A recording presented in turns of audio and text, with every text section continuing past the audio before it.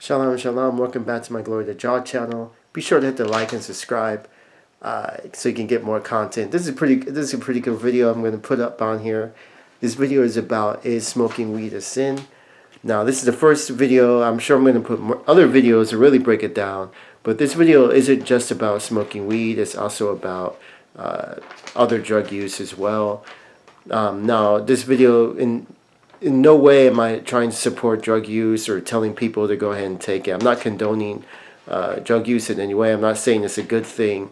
But what I am saying, this video is to educate people about drug use and to tell you the truth about drug use. Because a lot of people don't tell you the truth.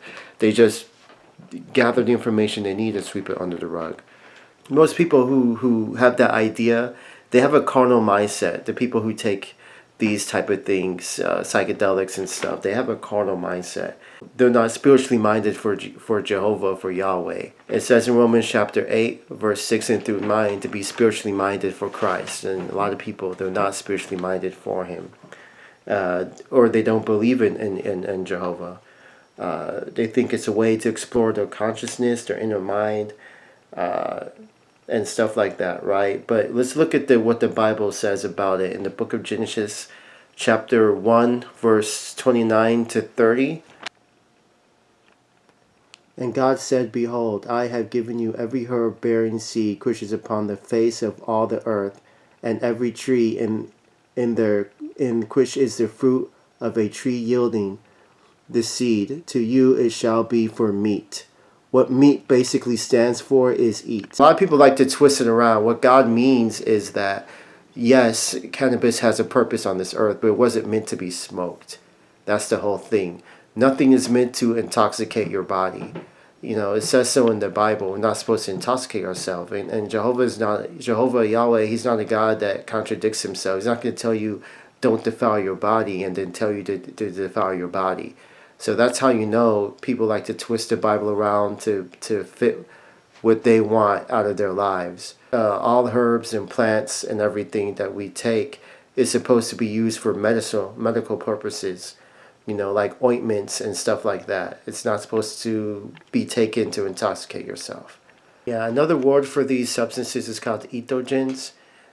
This is all stuff I used to research. So entheogens basically means the God within.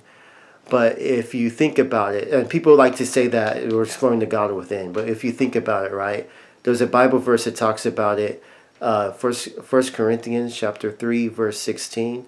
It says God exists inside of you. So Yahweh is already inside of you. You don't need substances and stuff like that to get answers or to explore yourself. Because once you do that, once you use outside mediums to get access to the spiritual realm, it's a link to witchcraft and sorcery. And what does the Bible say about sorcery? Idolatry, witchcraft, hatredness, envyiness, murders, drunkenness. People who do such things shall not enter the kingdom of Jah.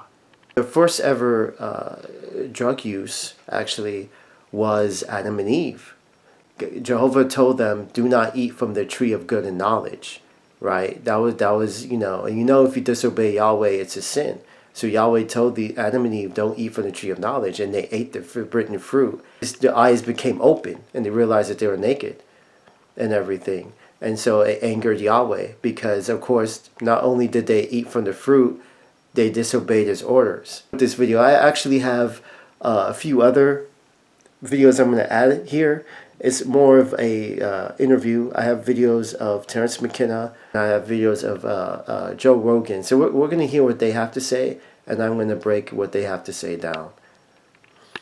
Is there a chance that you open that tent and you don't like what you see and now you fucked your whole life up? Because I think that's most people's apprehension about doing that. Like, specifically, can you not come back? Yes. Well, Sid Barrett, you know, there's been a lot of people that were, I have friends that know friends that, well, the issue is with, you know, psychosis and people that have schizophrenia, people that have like legitimate mental health issues. And the argument is correlation or causation, right? And the argument is, do psychedelic drugs cause mental illness, or do a certain amount of people already have mental illness?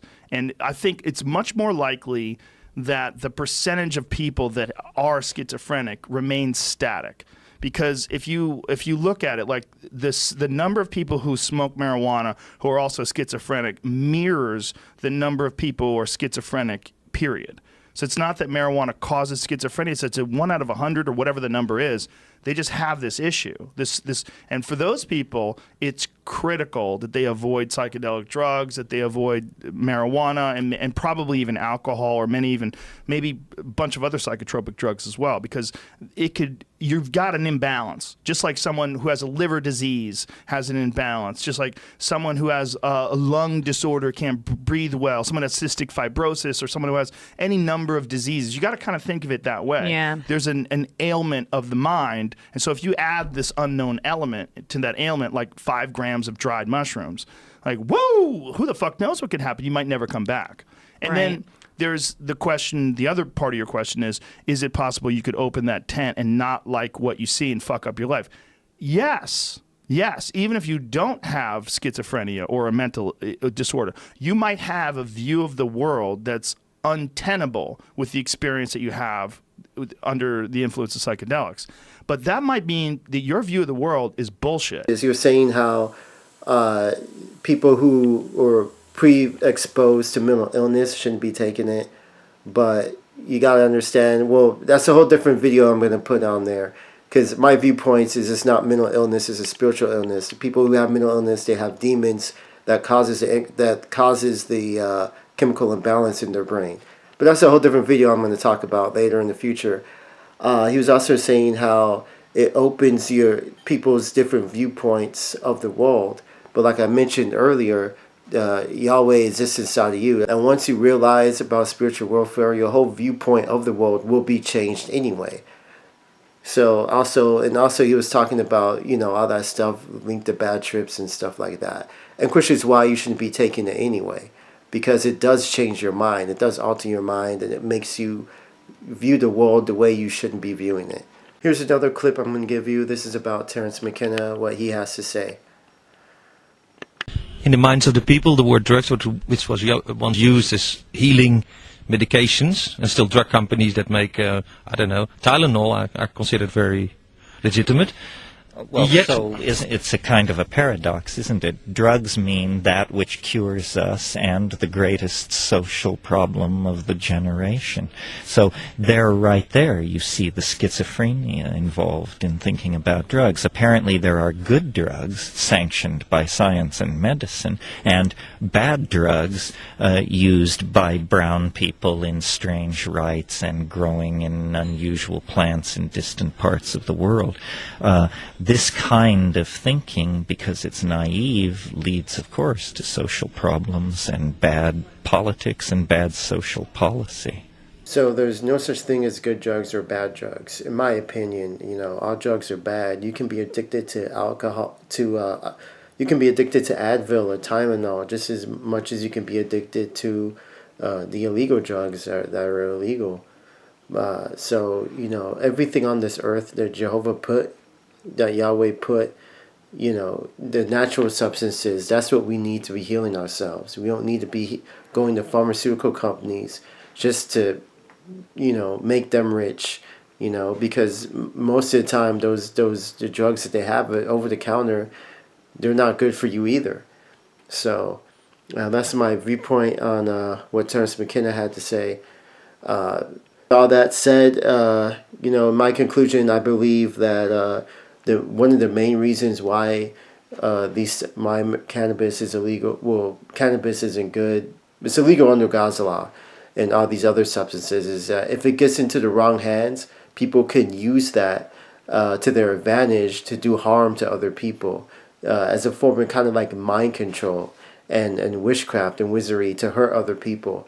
And it's unfortunate because people they're just like that. They prefer evil over good.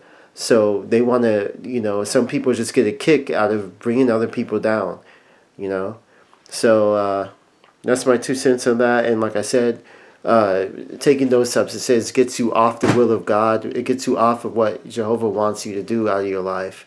And you lose your ambition.